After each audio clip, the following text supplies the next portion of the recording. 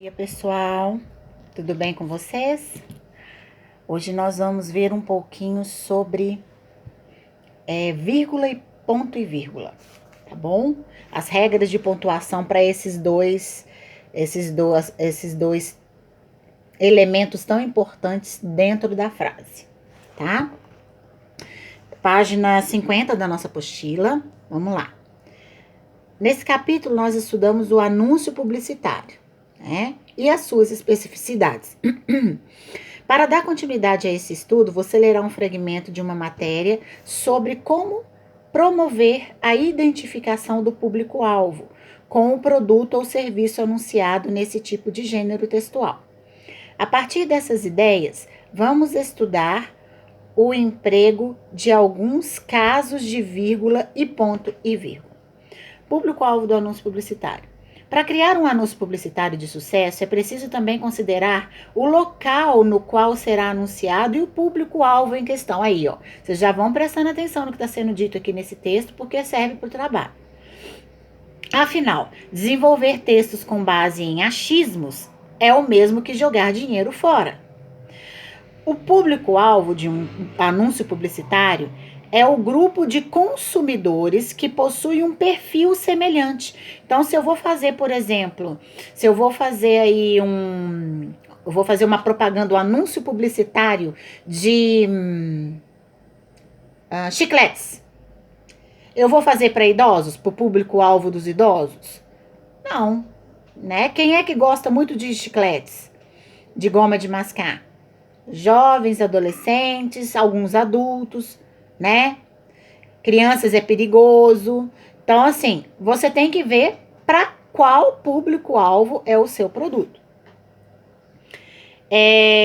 Para definir o seu, é necessário realizar uma série de pesquisas para entender quem são essas pessoas e quais as características que elas têm em comum. Quanto mais informações sobre o público conseguir ter, melhor. O que inclui comportamento de compra, dados demográficos, hábitos de consumo e preferências. Aqui não é o nosso caso, que nós não vamos avaliar isso, tá? Aí é para quem realmente quer vender o produto e aí ele vai precisar fazer toda essa avaliação. 1. Observe o trecho a seguir. Afinal, desenvolver textos com base em achismos é o mesmo que jogar dinheiro fora. Leia em voz alta o fragmento selecionado. Faça essa leitura de duas maneiras. Primeiro, fazendo uma pausa onde está a vírgula e em seguida sem a pausa. Vamos fazer a pausa onde está a vírgula e depois sem a pausa, tá bom? Afinal, desenvolver textos com base em achismos é o mesmo que jogar dinheiro fora. Sem a pausa. Com a pausa seria: afinal, desenvolver textos com base em achismos é o mesmo que jogar dinheiro fora.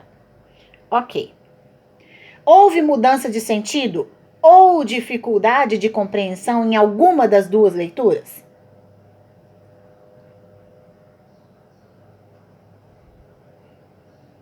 Ou deu para compreender direitinho todas as duas?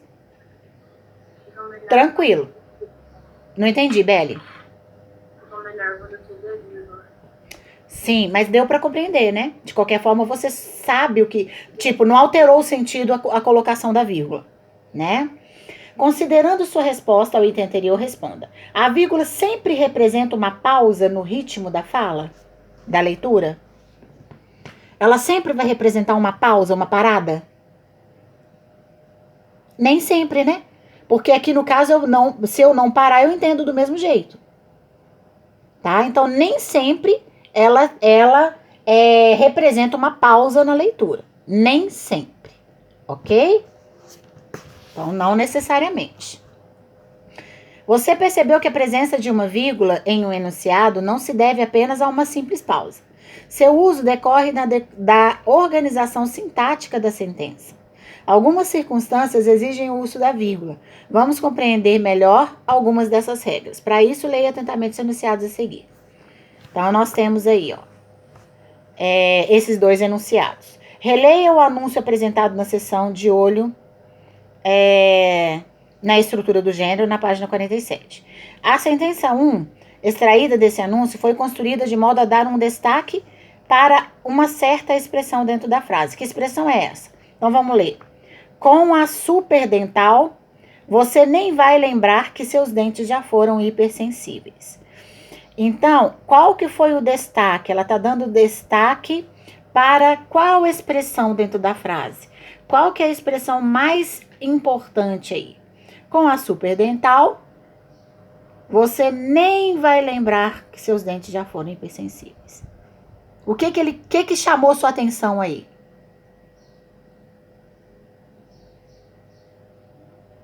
Se você lesse essa frase num anúncio publicitário, chamaria sua atenção o quê?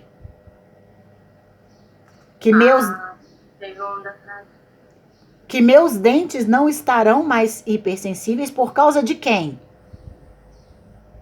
No final das contas, quem que eu vou procurar para não ter dente hipersensível? A superdental, não é, gente?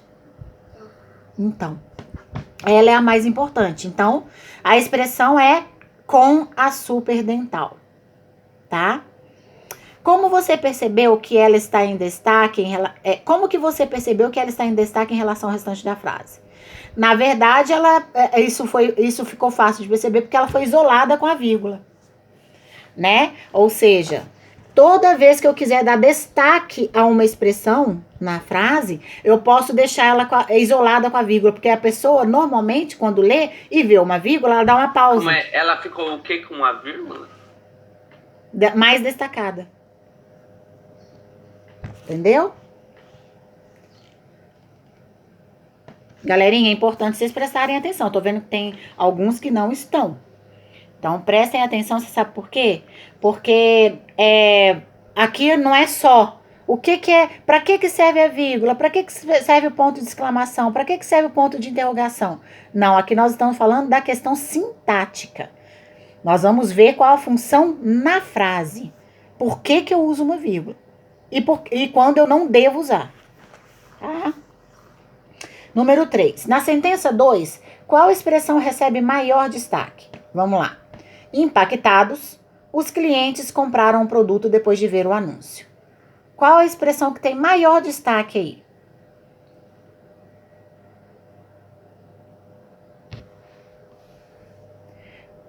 Aquilo que eu quero deixar em maior destaque, eu sempre... Impactados, isso. Eu sempre coloco no começo da frase e isolo com a vírgula. Então, a expressão é impactados e o autor, então, preocupou-se mais em caracterizar a reação dos clientes do que em expor que eles haviam comprado o produto, né? Então, a intenção ao colocá-la no início do enunciado é isso. Ele quis impactar mais os clientes e, com isso, ele queria impactar, levando eles a perceberem que os clientes estavam impactados. Ou seja, você também pode ficar impactado. Compre os meus produtos, né? Tudo é um jogo de marketing.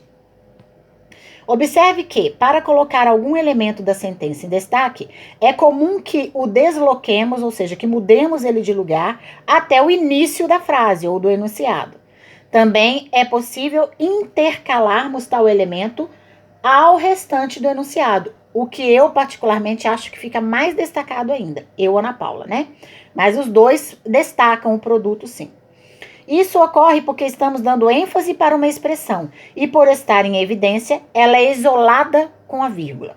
Olha o exemplo aqui, 4. Na sentença 1, a expressão com a superdental é um adjunto adverbial, porque ele atribui uma informação de circunstância, tá? Ao verbo. Que informação é essa? É uma informação de causa, tá? É uma informação de causa. Na 5 fala assim, na sentença 2, a expressão impactados é um termo que atribui uma qualidade ao sujeito da oração. Isso, no caso, é sempre um predicativo do sujeito, quando o termo atribui uma qualidade ao sujeito. Por que ela recebeu destaque, levando em consideração seu significado no contexto? Por quê? Porque quem fez o anúncio, ele quis dar destaque, dar ênfase a quê? A forma como os clientes iam ficar, né, frente ao anúncio, a reação dos clientes frente ao anúncio. Ok? Então, a ideia era dar ênfase à reação dos clientes frente ao anúncio, quando eles lessem o anúncio, eles ficarem impactados. Próxima página, página 52. Bora lá? Agora, atente-se ao próximo exemplo. Público-alvo refere-se ao grupo de consumidores que é impactado pelo anúncio. Cliente, a quem compra o produto. Ou seja, refere-se a quem compra o produto. Número 6. Diferentemente dos casos estudados anteriormente, nesse contexto, a vírgula não serve para isolar um termo. Olha lá, a vírgula aí, ela não serviu para isolar um termo. Qual a função desse sinal de pontuação nesse contexto? A vírgula está aí para fazer o quê? Substituir outro termo. Qual termo que a vírgula substituiu? Uma palavrinha era para estar aí no lugar da vírgula. Que palavrinha é essa? Público-alvo. Lê de novo a frase.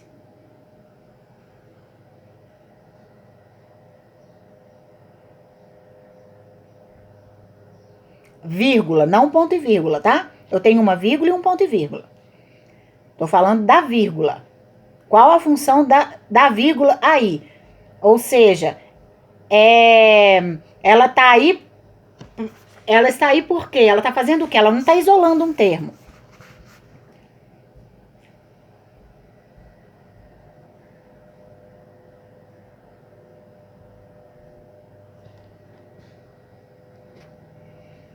Então, a vírgula está substituindo outro termo. E esse termo é a palavrinha refere-se. Número 7. Caso a vírgula seja retirada, qual termo deverá ser colocado em seu lugar para que o período tenha sentido? Refere-se? Refere-se. O verbo refere-se.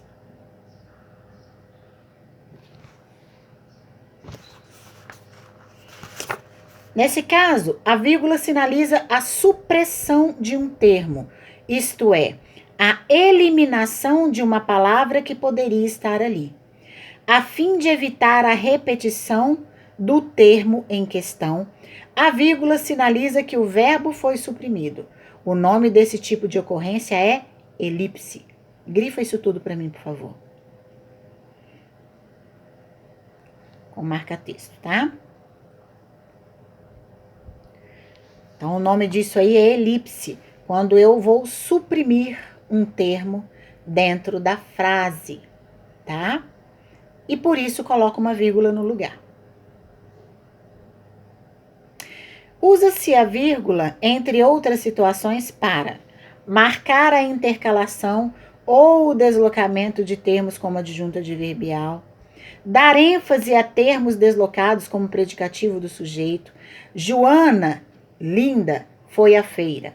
Eu separei o linda entre vírgulas. Então, toda vez que eu quiser destacar um termo, ele vem entre vírgulas também. Marcar a elipse, que é a supressão de um verbo subentendido na oração. Então, elipse é a supressão de um verbo subentendido na oração, que foi exatamente o que a gente viu agora. Não se usa vírgula para, grife isso para mim, separar sujeito de predicado. Se eu viro para vocês e boto uma frase assim, falo uma frase assim, a escola Crescer Aprender é muito conceituada em Sorocaba. Se eu coloco, qual que é o sujeito dessa frase?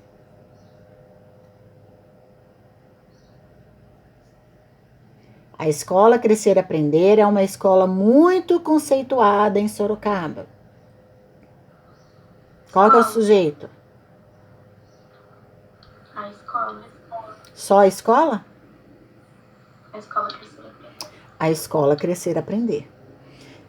Esse é o sujeito. O resto é predicado. Se eu colocar uma vírgula entre sujeito e predicado, é um erro, é tipo assim, é um crime na língua portuguesa, tá? É um erro que não pode existir. Você nunca coloca uma vírgula entre sujeito e predicado. Então, a escola Crescer, Aprender, vírgula, é uma escola muito conceituada em Sorocaba. Errado, errado, errado, tá? Então, grifem isso aí, para vocês nunca mais esquecerem, porque isso também vai até vestibular com vocês. Não se separa sujeito de predicado com vírgula, beleza? Separar verbo de complemento. Se eu falo assim, a escola Crescer, Aprender, faz muitas doações. Onde que está o verbo?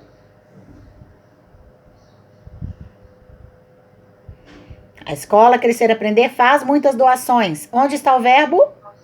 Faz. Ok. Quem faz, faz? Alguma coisa. O que a escola Crescer, Aprender faz? Doações. Muitas doações. Eu posso colocar vírgula entre o verbo e o complemento? Não. Outra coisa que não pode. É crime na língua portuguesa. Eu vou dizer assim... A escola Crescer, Aprender faz, vírgula, muitas doações? De jeito nenhum. Porque aí eu separei verbo de complemento. Ficou entendido? Ok. Página 53, número 8. Ainda sobre o último exemplo analisado, observe o uso do ponto e vírgula. Nós temos duas orações coordenadas conectadas por esse sinal de pontuação. Levante hipóteses. Por que nesse caso o mais adequado foi utilizar o ponto e vírgula e não somente a vírgula? O que vocês acham? Olha lá. O último exemplo que a gente deu é lá do público-alvo e do cliente. Foi usado o ponto e vírgula, não foi? Se eu colocasse a vírgula aqui, eu não teria uma noção de que eu estou mudando um pouco o assunto. Eu estou querendo dizer uma outra coisa que está relacionada, mas que eu precisaria assim, de uma pausa maior para que você entenda que é algo a mais que eu estou colocando naquela sentença, né? Então, e eu tenho uma vírgula na frente ainda, né? Nós temos a vírgula na segunda oração. Então, uma vírgula antes poderia ficar confuso também, né? Você não saberia o que você está querendo dar destaque, e enfim. O ponto e vírgula é para separar, para trazer mais organização na frase, tá? A pausa é mais longa, mais pesada e me ajuda a organizar melhor todo o meu enunciado. Então, é devido a isso o uso do ponto e vírgula, tá bem?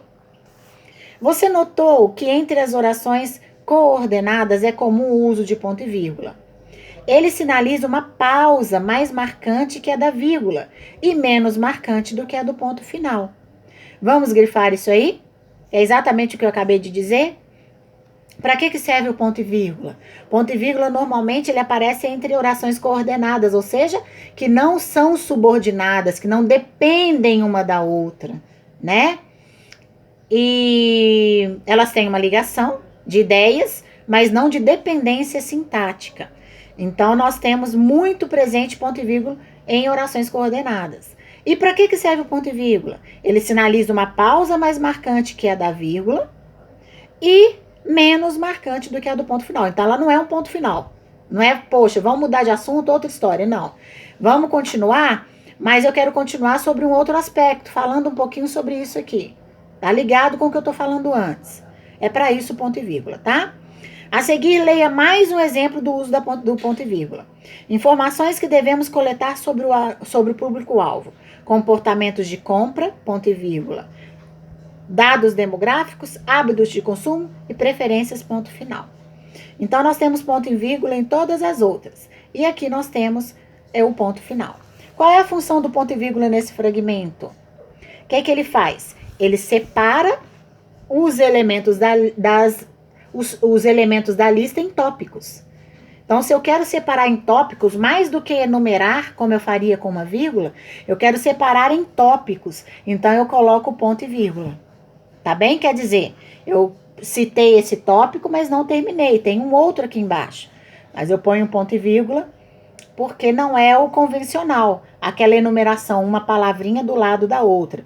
Fui na feira e comprei banana, chicletes e maçã, né? Banana, vírgula, chicletes e maçã. Então, não é uma enumeração. Na verdade, são citações de tópicos e por isso eu uso ponto e vírgula. Esse é um uso muito comum do ponto e vírgula também, tá? Então, olha lá embaixo. Usa-se ponto e vírgula para, primeiro, separar tópicos em uma lista. Segundo, separar orações coordenadas, quando algum motivo especial sugerir uma pausa mais marcante do que a vírgula. Ok, meus queridos? Ok. Vocês viram que é bem tranquilo, bem de boa esse assunto? Né? Vocês têm, na verdade, que marcar bem aquelas regrinhas do uso da vírgula, principalmente quando não usar. Tá bom? Ok.